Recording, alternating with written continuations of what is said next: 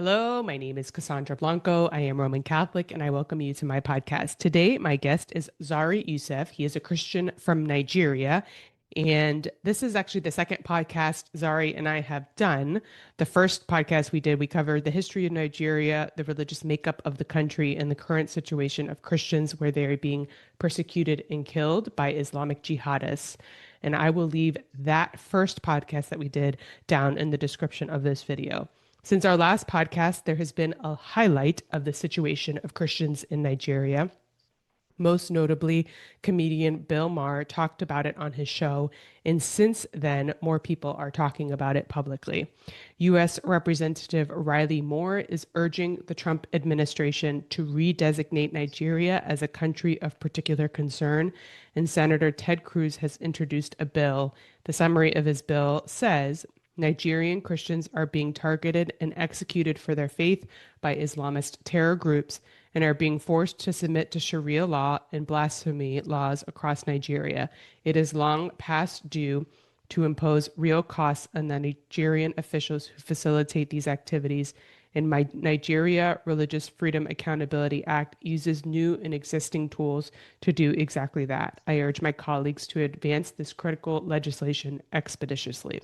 If you follow the news, you will see that in Nigeria, there are politicians, Christian leaders, and others who are denying that Christians are being targeted by jihadists.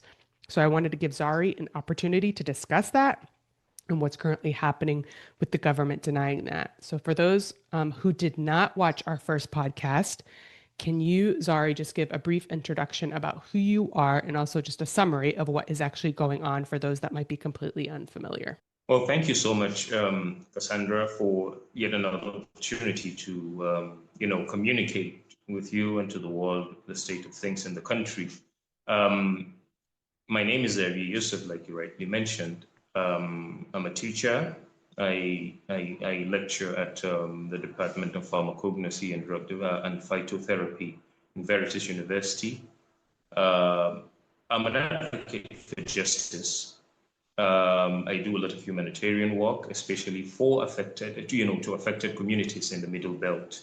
The Nigerian situation is quite obvious to the world. It's very open to people to see. But I think what makes it a bit difficult is the fact that we have a government, or we have powerful politicians, organizations that are working hard to ensure that what's happening in Nigeria is, kept below the radar. And a single word that would describe it is a genocide. It's not just something that came up. A lot of people try to trace, the history of it. I'd say the narratives and the counter narratives to when suddenly especially Ted Cruz and a couple of other media personalities from the West started speaking about it lately, but it's been on for more than a decade or 2 decades, I'd say. So it's quite unfortunate. It's a clear case of an Islamist group that with impunity selects Christian communities and massacres people as much as they want, and nobody has brought any one of them to book, So summarily, I'd say it's the state Nigeria is in, unfortunately for the Christians. Right. Okay. So one of the summaries that I saw about it was, and I want you to tell me if this is correct.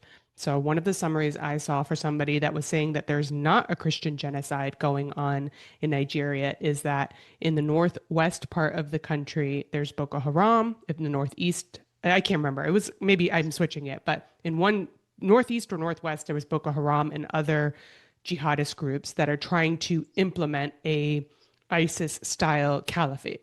Then on the other side of the country in the north, there are just bandits who are just kidnapping people, and then that's it. And then in the middle belt, which is where you live and where I know a lot of the persecution of Christians is happening, it's simply a land dispute between herdsmen over land, and then it gets violent. So it's actually not anything to do with Islam or the jihadists that are targeting Christians. So can you talk about that? I think what I'd say about that is that, one, primarily you would realize that people talk less about those who do the killing.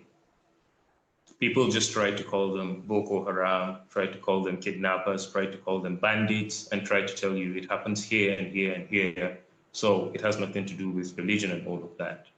The people doing the killing are primarily, or I'd say 100% Muslims. All of them subscribe to the belief that they have a responsibility to implement Sharia full scale.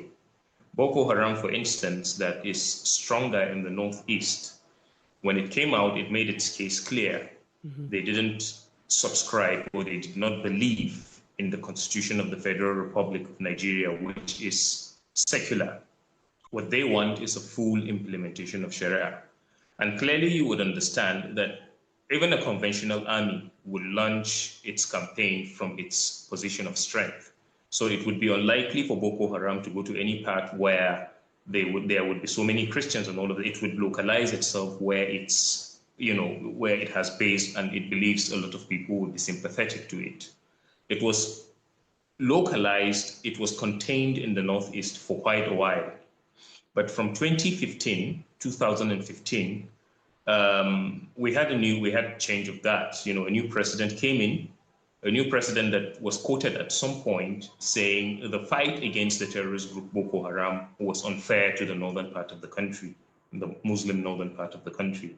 He emerged the president, a president that once that same Islamist group Boko Haram named him as a go-between, their negotiator in their deals with the government, even though he declined, that position. But whatever credentials they felt he had that qualified him for that position, they nominated him to speak on their behalf. So that basically, once he came into power, the next thing we had was a proliferation of Islamist group. But prior to his ascension into office, the previous government had already proscribed Boko Haram. Now, the mission is expansionist, is jihadist in nature. And that is the reason why every other group that sprang up from Boko Haram and extended inwards down to the northwestern part of the country, down to the middle belt of central Nigeria, and operating down south, all took different names, different nomenclatures. For example, they called them kidnappers in certain parts. In other parts, in the middle belt earlier on, they began referring to them as unknown gunmen. But it became obvious they understood, especially the ethnicity and the religion they were from. And, the story changed from unknown gunmen to farmer header clash and all of that. So people don't spend time looking at those doing the killings. They are Muslims, they are Islamists. They are the same group. I think I'd share a video with you. You might or might not have come across it, of a man who is late now, died under curious circumstances, when he made it clear to people that Boko Haram, that Islamist group, and the rest of the groups that have been labeled as kidnappers, as bandits, as armed herdsmen, they are all the same, pursuing the same agenda. And the truth. And let me make some revelations, because some of us also have our own intelligence networks. Okay. Have met with some of the bandits. We have met with some of their high commanders. One or two who have repented. They have sat down with us, not once, not twice. They told us that one of the northern governors is the commander of Boko Haram in Nigeria. Boko Haram and the bandits are one and the same thing. They have a sophisticated network. During this lockdown, their planes were moving up and down as though there was no lockdown, moving ammunitions, moving logistics, moving money, and distributing them in different parts of the country. They're already in the south, in the rainforest of the south. They're everywhere. They told us that when they finish these rural killings, they will move to phase 2. The phase 2 is they will go into the urban cities, going from house to house, killing prominent people. I can tell you, this is the game plan. By 2022, they want to start a civil war in Nigeria. Don't joke with what I'm saying. I have a PhD from Oxford University. I'm a central banker. We don't talk nonsense. So don't joke with what I'm telling you. I have this from the highest possible authority, higher authorities of some of the commanders of the killers. So the narrative that killings happen in the northeast, killings happens in the northwest, and it happens in the middle belt, so it's got nothing to do with religion. It's a narrative of the Islamists. Okay, Right. it's a narrative of the Islamic. So to give you an idea that they are actually spread everywhere, it has nothing to do with Christians. Well, primarily, if you would ask yourself, an Islamist, what is his mission? Is it to live in peace with people or to annihilate the infidels? Primarily is to annihilate the infidels. But in the course of doing so, we understand there are collateral damage. It's not every Muslim that subscribes to that ideology. That's one. And whoever sustains them, they also run out of resources and they would have to devise means to survive, even if it means picking on Muslims. So that primarily is what happens. And then secondly, the people advancing these narratives, you hardly find them speaking about them until the Christians say there is a genocide. And then they come around to say, well, it happens in other parts of the country, but they don't complain when it happens. So the whole narrative is to suppress the idea that there is Christian genocide. That basically is what I have to say to that. Sorry I took long to explain that. No, it's okay. No, you need to explain it because that's what's going on. I mean, the reality is that in Islam, it is a it's totalitarian, that is true, but it's also one of expansionism and conquering. And so the way that that happens is through violence. I mean, if we look at 14 years of history in Islam, the way that Islam has primarily spread is through jihad, and a lot of that has been violent. So that's exactly what's happening in Nigeria. And Christians are the primary target, as you have said. Now, one of the other things that had been mentioned that I got a lot of feedback from our last podcast that we did, and that I continue to see as well on X, is that it's not just Christians, that Muslims are equally targeted. So it's not necessarily just a Christian genocide. It is a group of Muslims who are being violent and trying to implement their caliphate, but the persecution and the killings are equal. They're targeting Muslims and they're also targeting Christians. So do you want to speak to that as well? But Muslims are also that happening in equal proportion to Christian is a lie. Because until date, I am yet to find any Muslim community where almost everybody has been wiped out. I am yet to find any Muslim community where people have been sacked and others came in to occupy those places. In the Middle Belt is the place where basically a single attack takes as high as 250 souls, 400 people, 300 people, 100 people, single attack. And then you have this problem of trying to talk about it, and then you keep getting threats. Oh no, you are complaining so that the West or so that the outside world will think this, and then you'll clamp down on our government. You have to be careful. Someone is going to, so you get all kinds of threats. So first of all, the singular fact that once it happens to Christians, you tend to have more threats targeted towards them to not speak about it. But then we understand very well that in the Northeast and the Northwest, the military are there to engage the terrorists.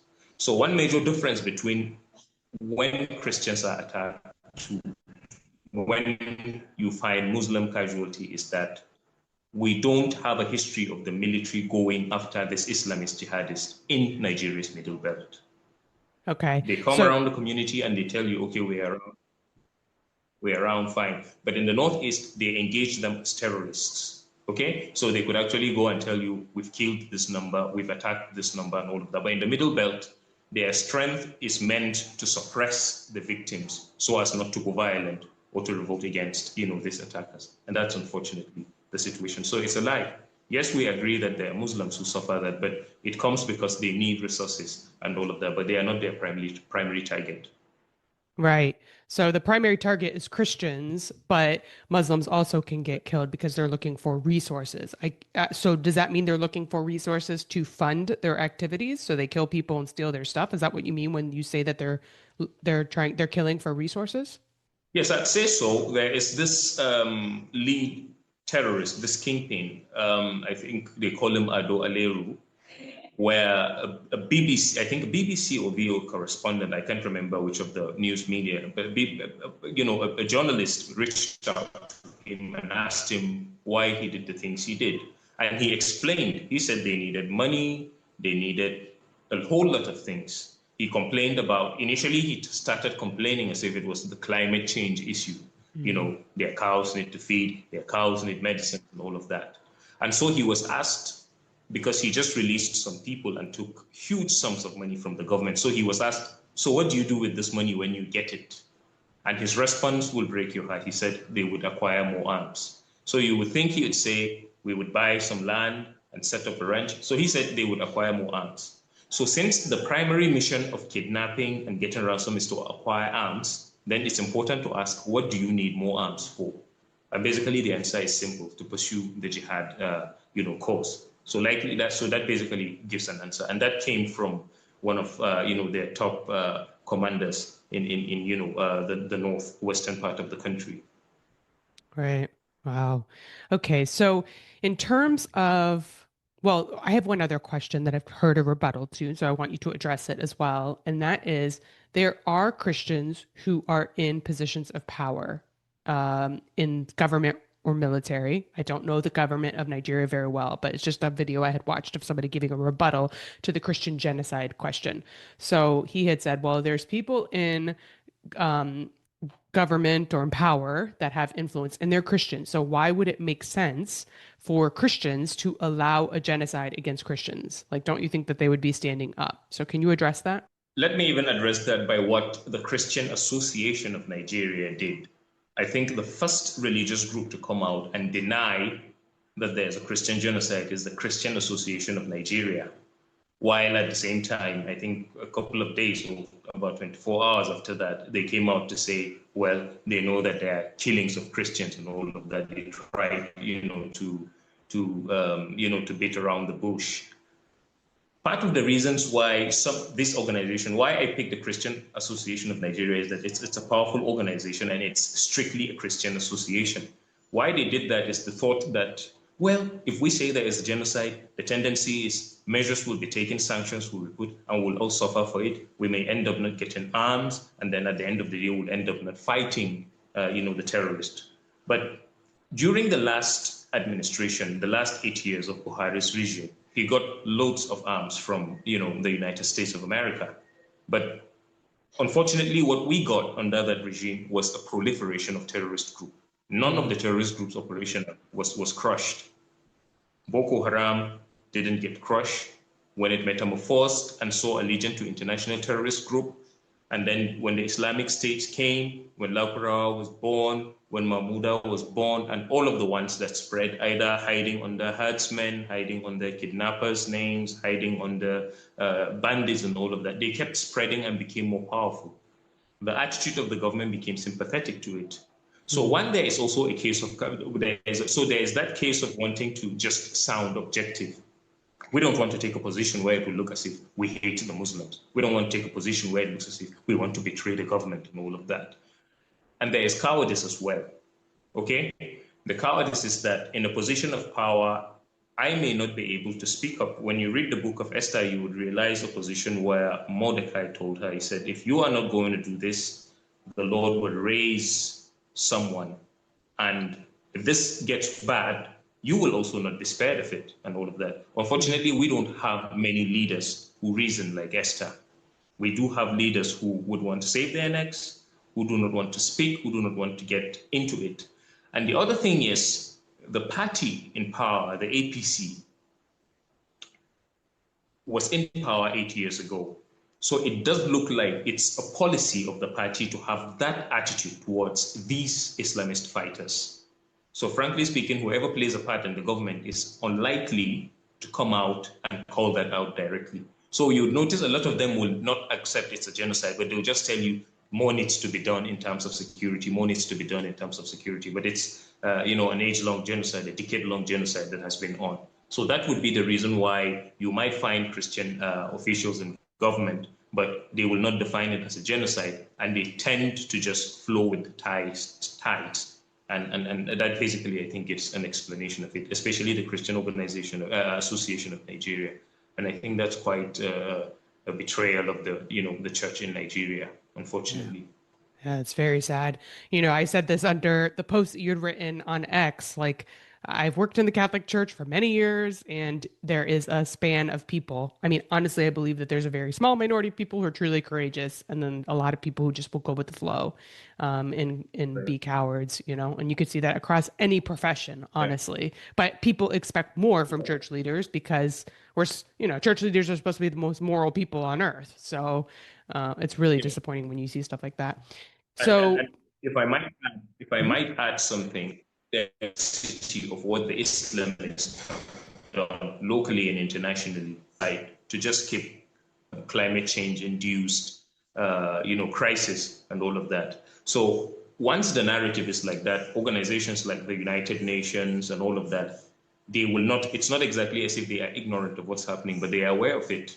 So it looks as if at this at this point, the official position of the government and all of the players in the government, regardless of faith, is to key into that falsehood that it is a climate change induced scenario, and they will never accept that it's a genocide.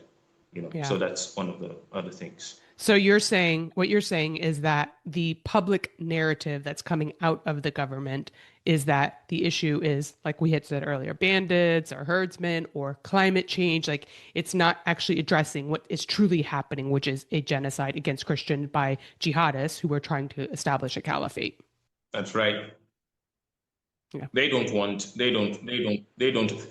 If you'd realize, they don't talk about who does the killing. They just keep saying the Christians are claiming there's a Christian genocide. The simple reason they don't talk about it is because they are Islamists. And by Islamists, they are Muslims. So we don't want to bring them to limelight. We just want it to look like a farmer had us stuff. So nothing to do with religion. Okay. So when you're saying they are Muslims themselves, are you talking about the primary people in government who are serving at the top levels? Are they all also Muslim? And so you're saying, if I understand it correctly. No, I don't mean those in government. Those in government, there are Christians in government. No, the government is not constituted primarily of Muslims. You have, I'm talking about those who basically do the killing, the foot soldiers. The Muslims, the idea is that one should not bring about or bring to limelight what expansionist agenda they are pursuing. You don't have a Christian militia anywhere. You don't have an atheist militia anywhere. You only have an Islamist militia. And then the common denominator of war happens across the Middle Belt and even some parts of the southwest and southeast, and different states of the Middle Belt, Plateau, Kaduna, Benue, and all of that. The common denominator is these Islamist fighters. But we just don't want to focus on that. We want to blame every other person, the victims of trying to create a narrative that doesn't exist. But yeah, in the government is not strictly made up of Muslims. But I must also tell you that because there is a Muslim presidency, which is odd in a country that is multi-religious and multi-ethnic, a lot of people saw it as the stamp of dominance of Islam, basically, because we've had quite a number of comments from powerful politicians, Muslim politicians that felt we brought the Muslim ticket to teach Christians a lesson and so on. So we would run the countries that have made the Muslim presidency look like their way of letting the Christians know you don't have so much to say. Right. Yeah. So where do you see, I guess one part I still don't quite understand is, since it's not necessarily a Muslim dominant government, why is there a passivity to it? Why is the government not doing more? Why are they covering it up? Why are they denying it? What exactly? Is it cowardice? Is it money? Is it power? Is it belief, ideology that they believe in the Islamic Caliphate? What exactly is it? Well, I wouldn't say it is not a Muslim-dominated presidency. There are Christian. It's not exclusively, the Muslims that are in government, but it's a Muslim-dominated, presidency. The NSA, the National Security Advisor, is a Muslim from the north. The ministers of defense are Muslims from the north. Of course, the defense chiefs come from different parts, but the strategic positions those who advised the presidency. When the president first got into power, there is a very dangerous organization called Miyetti Allah. Yeah, he was at the point of proscribing, the group, taking the leader of the group to court on charges of terrorism. But it didn't look as if they went back and did their homework, and then out of the blue, he was released. So my thought is, even though there was initially that move to basically deal with the issue of Islamism, terrorism, by the government, the people in the government, the fact that it was primarily dominated by, I'd say, Muslims, at least in certain strategic positions, the fact that the number one citizen is a Muslim, the number two citizen is a Muslim, the NSA is a Muslim, the ministers of defense and all of that, and from a particular part of the country, it became difficult to deal with that group as a terrorist organization. It was not proscribed, regardless of the fact that Miyetti Allah had taken responsibility for a couple of attacks on the plateau and in Benue. It was never proscribed as a terrorist group, and they are there, even though they've gone silent for some time now. But I see the Fulani Islamist fighters as just an offshoot of the same group, unfortunately.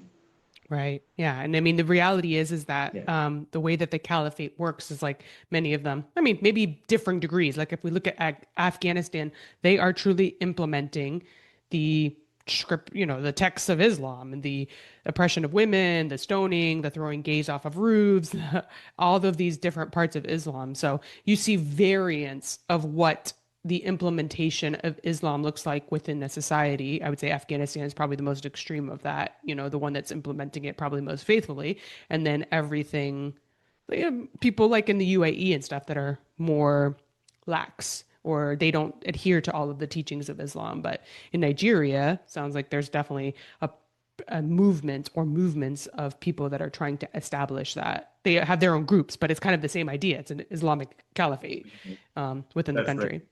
Yeah. So in terms of now, okay, so we talked about like maybe some of the reasons. Why do you think there is now so much denial externally? Like they're denying, obviously they're not helping their own citizens, the government there to protect their Christian citizens, but why then the denial to, I see it on X, the denial to US, oh, Ted Cruz, there's no Christian genocide. Why that? The reason is simple. The strategy of the Islamists in Nigeria is to prosecute their war, their expansionist agenda, as much as possible below the radar. The truth of the matter is that that cannot be achieved without genocide, because it will entail raping women, it will entail sacking communities, it will entail mass murders and all of that. They keep speaking to Ted Cruz, talking about it. Long before Ted Cruz spoke about it, there have been many calls, over a decade ago, to deal with this as a genocide, but people didn't listen to it. It's just that at the time we had a president from 2015, we had a president that gave justifications to the killings in some way. An example is in the southern part of Kaduna, when it was at the peak of all of these mass killings, they kept referring to the victims as also violent. They would say it has nothing to do with the Fulani militia. Actually, it's just criminal gangs that killed themselves and all of that. And in the case of Benue, they said to the people in Benue, well, you don't want to get killed, so cede your land, give them land to build ranches and all of that, and they stop killing you. At some point, they told that, you get statements from the presidency saying that. Through all of these massacres, we have never received any message from the presidency saying, military, go after these killers and eliminate them. It has never happened. And somebody could correct me if I'm wrong, but in the Middle Belt, in Nigeria's Middle Belt, predominantly Christian, we don't know of the military going after the killers. We do know them coming to our communities after the massacres and saying, calm down, we are here, blah, blah, blah. And in some cases, when you find communities where there are young people who feel, no, we need to fight against this, we need to resist this, they end up getting killed by the military. And that's unfortunate. So the reason why it is being denied is that, one, they do not want the international community to know that there is a religious war, there is a jihad, or there is a genocide. And why do they not want the world to know it? It's because key players in it, in my suspicion, because if you follow the trends, you would have had a lot of big names, even in the government, that have been playing, that have been linked either directly to the birthing of Boko Haram or the growth of this Islamist militia across the Middle Belt. So Ted Cruz is not looking to arm Nigeria to fight the foot soldiers in the forest. He is looking to bring the sponsors of terrorism to account. And the sponsors of terrorism are not in the forest. They are in government houses, they fly private jets, they live big, they grant big interviews, they have money to manipulate the media and all of that, like they did all of these years. And now that stronger voices, stronger media are zooming in on it, the best option is to prevail against the government and say, let's deny this. And on what grounds are they denying it? They would deny it to make it look as if, hey, there is no genocide. But if we keep quiet about this, they will no longer sell us arms, they will sanction us, and then our economy is bad and it will get worse, blah, blah, blah, blah, blah. So the Islamists are working hard to saddle the Nigerian government with the responsibility of protecting them by making it look as if whatever accountability is demanded of them as Islamists is going to harm the government. I think that basically is one of the reasons why the government is denying it. And then, of course, to look like everything is fine. It has always been in denial of it. It's more pronounced now because stronger voices have spoken against it. But we've been on this for more than a decade in Nigeria, unfortunately. Yeah, it's so sad. And so many lives have been lost because of it, you know? It's like, okay, so that's the reason the government is coming out. If you were to have the opportunity, let's say, to speak to Ted Cruz or any people in government in the US, what do you think they should do? Do you think that what they're doing right now is the right trajectory, the country of concern, from one of the representatives, and then the bill from Senator Ted Cruz? Do you think those are the right trajectories? Like the way that the United States can put pressure on the government? What do you think? Or additional things that you think would be good? Yes, pressure on the government is good, one. And then two, I would first commend Ted Cruz because he is taking the fight not to just those who are being armed to kill people, but those who are complicit in it, those who might be responsible either for bringing in the mercenaries, the Islamist mercenaries, arming them, sustaining them, giving them all of the cover they need locally and internationally. Because when you speak about accountability, the sponsors definitely know that they can't escape. So I would just say that I would hope it goes beyond him speaking, it goes beyond just passing the bill, and gets to a point where we begin to see powerful politicians that have a hand in this mass killings or that have comfortably been killing Christians all of these years being brought to book. That basically is it, because I have always held the opinion that we might be fighting the Islamists, you know, in the forest where they are and all of that. But once those sponsoring it feel untouched, feel protected, feel above the law, it won't end, because there are many people, there are many Islamists to recruit in different parts of the world to replace whatever it is that is happening. But once you begin to pick out these criminals, then fine, it will be great. So yes, the pressure is good. And then we hope to get to a point where names will be mentioned and then people will take accountability for, you know, their actions, basically. Yeah.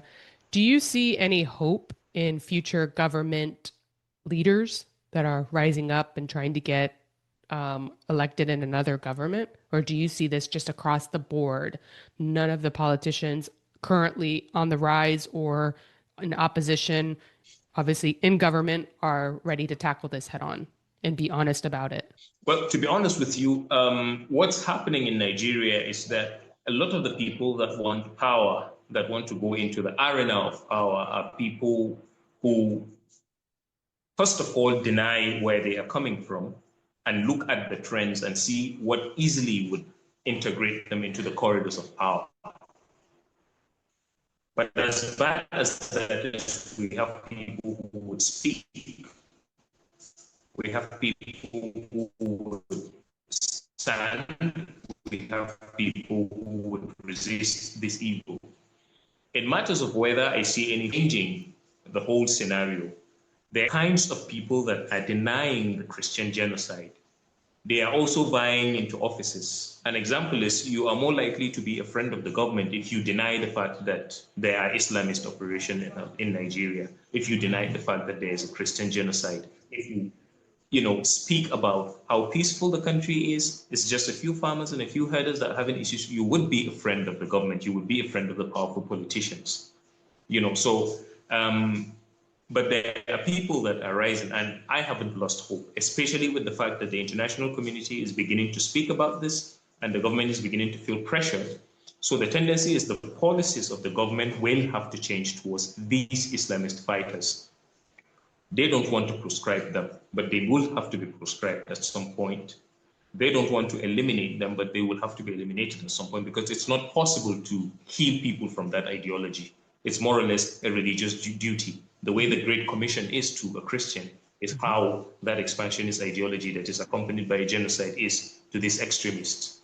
And then I also see a scenario where hopefully when the government gets enough pressure locally and internationally, it would, like I said, change its policy towards this. And then politicians, whether they are still in government or they are not, whether they've held powerful positions before or not, they would be named and they will be brought to book. That basically is it. They would go. I see people going to jail. I see people facing the firing squad. I see people doing lifetime, in jail and all of that. And I see people being banned completely from, doing anything in politics based on their level of involvement in the matters of terrorism. I would hope that would happen. And that is the only ground where you will have, the system being purified over time, from this, bloodshed that we see. So yes, I am hopeful. And then there's also the fear of those that are coming in. Yeah. Yeah, I just think about, I think it was the 1990s, if I remember correctly, the Rwanda genocide. And it was the United States of America got very heavy-handed on that, and that was stopped, if I remember correctly. I don't know the history that well, but I just think the West and especially the United States of America, is a very powerful country and has a responsibility to try to help other countries in the world that are committing atrocities, especially because we give so much aid around the world and help so many governments. So yeah, it's our responsibility to do our part. I'm not Nigerian. I can't help in Nigeria, but I feel like I could try to do my part to raise awareness and support the government officials in my country that are trying to do something to help the Christians there and the Muslims. I mean, I realize there's also Muslims that get killed because of these people. So it's like everyone's suffering because there are jihadists that want to create the caliphate.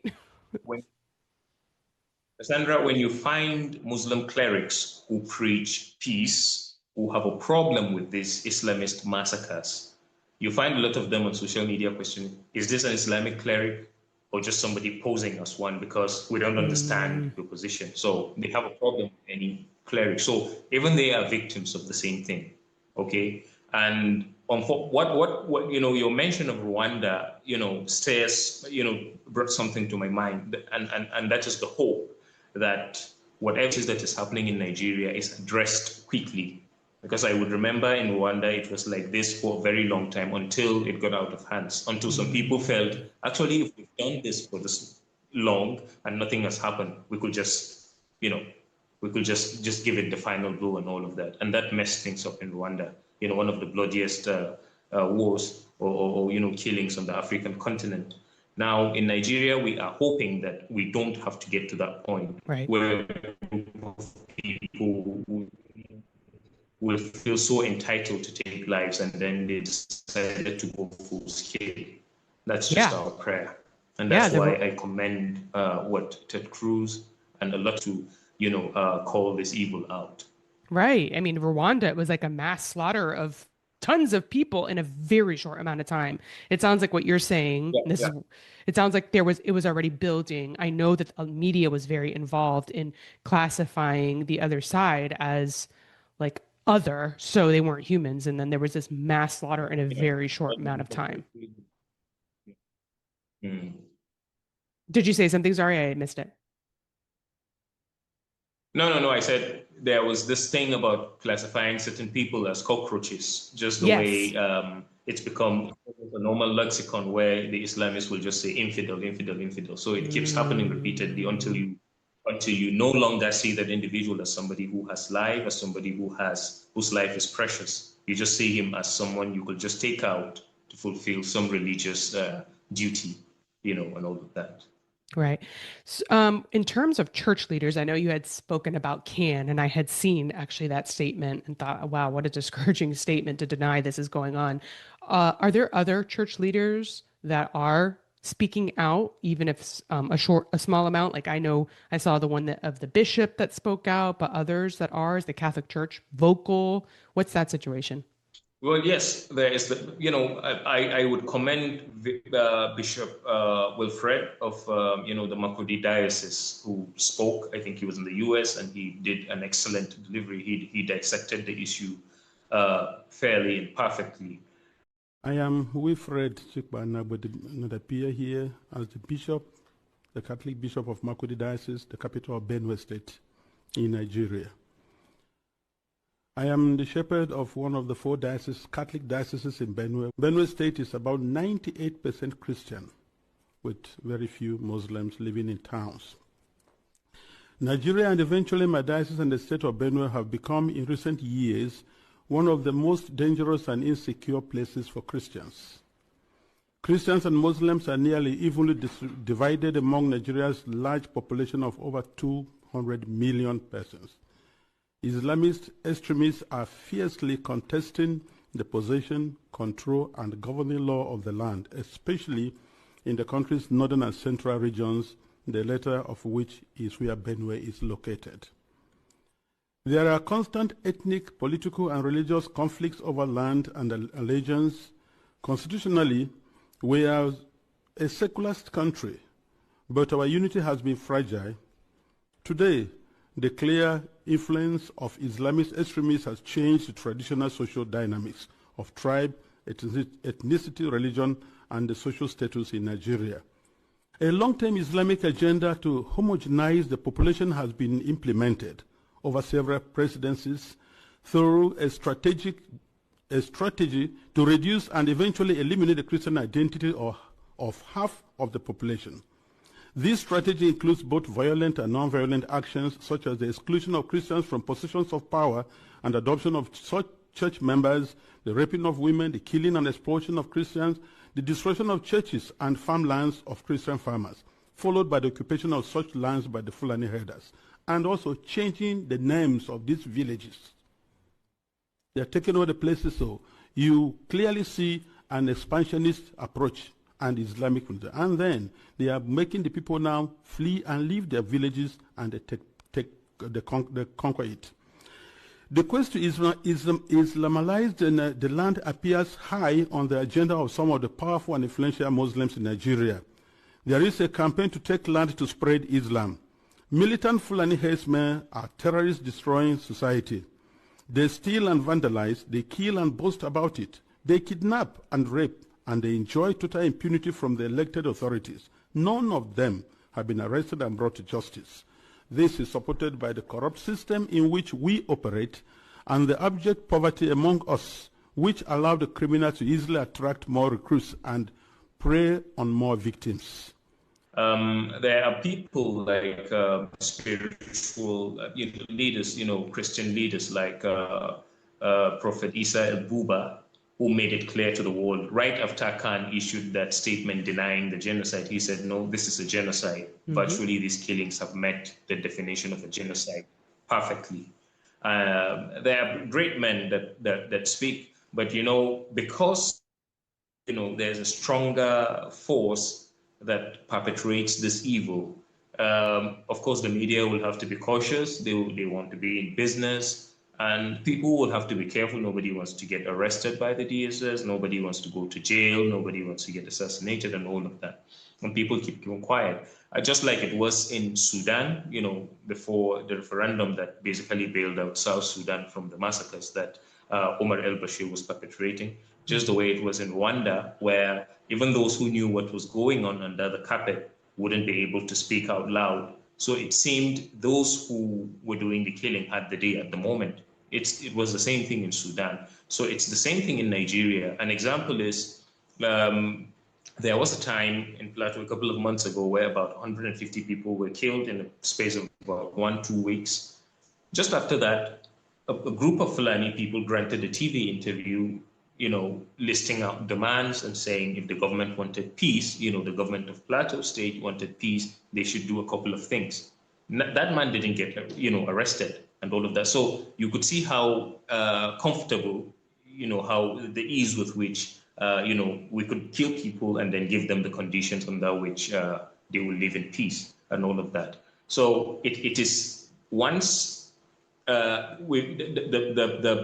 absence of good doesn't leave a void. It emboldens evil, basically. Right.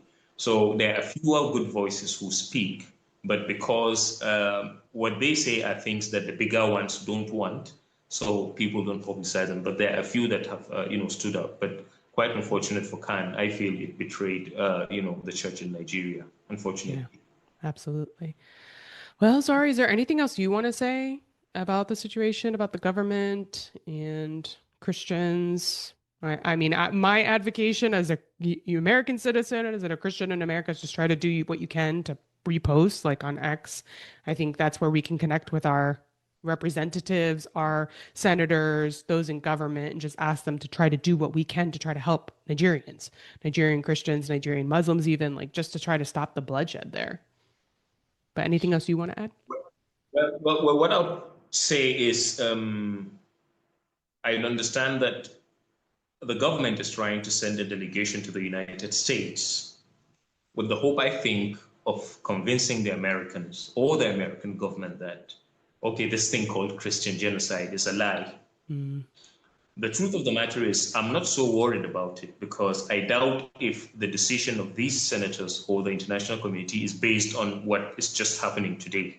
Mm-hmm. There have been long documented details of what has been happening in the country. So it's just something, I'd say God just brought the time for people to speak about it. And that's the reason why the whole idea is that Cruz, my goodness, an American senator, he spoke out. The American government and everybody is taking it seriously.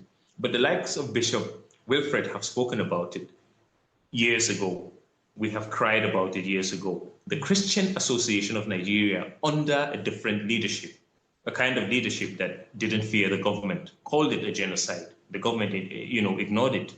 So you would ask yourself, if all the while Christians have been saying we are being killed, this is a genocide, and the government has been comfortable about it, but all of a sudden, because a senator, Ted Cruz, from far away said, this is a Christian genocide, well, the country, the government wakes up to it. Islamists begin to activate their media, propagandists and all of that. That means a lot could change when powerful countries from the West and other people who love humanity begin to step in. So I doubt if they can deceive the Americans, because it's a lie for anybody, whether a government official, whether a religious leader, Muslim or Christian, to say there is no Christian genocide. It's a lie. And I strongly believe that based on the intelligence, based on the information that has been documented over the years, over a decade, they know what it is, and they will take the right step and come to the aid of Christians in Nigeria. Yeah, absolutely. We can all do our part. So they're doing their part, we'll do our part. And for those that are on X or anywhere else that you are active on social media, where can people find you and your work? Well, I'm on X, and on X, I think on my profile, you'd find my YouTube channel, where you just click and it takes you to my YouTube channel. Mm-hmm. And of course, I'm also on Facebook with just my name, Zayiri Yusuf. You could find me there, and well, possibly my mail is there, possibly I left that with you and all of that. But then I'm very much available. I think I'm most active on X. Yeah. So I could always be reached out at any time. Thank you. Yeah. Yes. Thank you, Zari. It was great connecting again for the second time and for our second podcast. And thank you again for being my guest. And we will continue to highlight this. I will try to do my part to highlight the genocide of Christians in Nigeria. And to my audience, if you do have any questions or comments you would like to leave, please leave them in the description or in the comment section. And I hope you have a wonderful morning, day, or night, wherever you are in the world. And God bless you. Bye-bye.